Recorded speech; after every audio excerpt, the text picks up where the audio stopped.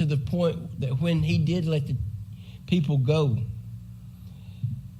he got upset again and sent out his horsemen, his chariots, his foot soldiers to try to bring them back. So when Israel crossed the Red Sea, the Egyptians saw them going through that dry ground with the water on each side, and they decided they're going to try the same thing. But God had a hand in that, and he brought the waters back, took the wheels off the chariots, drowned the horses, and showed how powerful he was. But as they were going out of the, coming across the Red Sea, when they were coming across the Red Sea, Moses was, came, after they got through the Red Sea, Moses started singing this song. And he said that God had been his salvation in that particular case. And I start thinking about how, they said that the Egyptians you see today, you will see no more. Kind of makes me think about the situations in our lives today. We don't have to face Pharaoh, but the devil's out there. He's aggravating us each and every day. And he's trying to destroy us.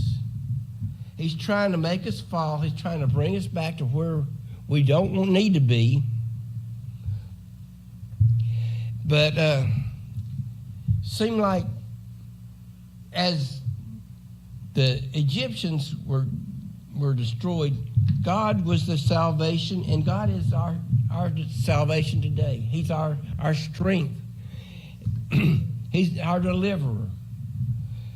Because each and every day we face temptations. We face troubles. We face days, it seems like that everything that could go wrong does go wrong. And God, when the devil tries to get us frustrated and tries to make us doubt God, things happen in our life and we start saying, God, where are you? Don't you care anymore? I was reading on, and I think it's the next chapter that reminds you that the plagues, the Red Sea, the children of Israel started getting hungry and started getting thirsty. Don't God care about us? It's better that we died in Egypt. They forgot about the slavery. They forgot about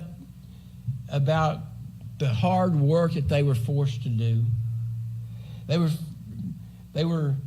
had forgotten about Pharaoh's hard hand on them. But God was faithful. He gave them manna to eat. He brought water out of a rock. He supplied their needs. He supplied what they needed for all what was going on in their lives at that time. And God will do the same for us. It's in Psalm chapter 32, verse 7. Thou art my hiding place. Thou shalt preserve me from trouble. Thou shalt compass me about with the songs of deliverance. Selah. When we think that we have nowhere else to go, God is our hiding place. And whenever trouble seems like it's all around us, the children of Israel were thinking, we're up against this sea here. Pharaoh is behind us. We have no place to go. but God showed his hand. And I started thinking, too, about the sea. You know, the Egyptians were drowned in the sea. And someday, the devil and his flunkies will be thrown into the lake of fire. You know, as in my own mind's eye, I'm thinking God would probably be saying, this devil that you saw today, you will see no more. Because if we make it to heaven, if we live our lives, do what we're supposed to, accept Jesus into our lives, he's going to have us. He'll hold us in his hand. He'll put us in his hiding place, his place of protection.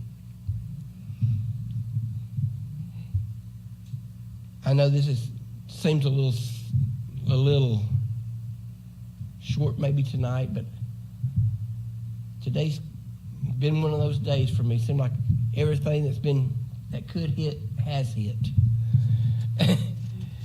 And it's kind of, I don't know if I'm preaching to y'all or preaching to myself.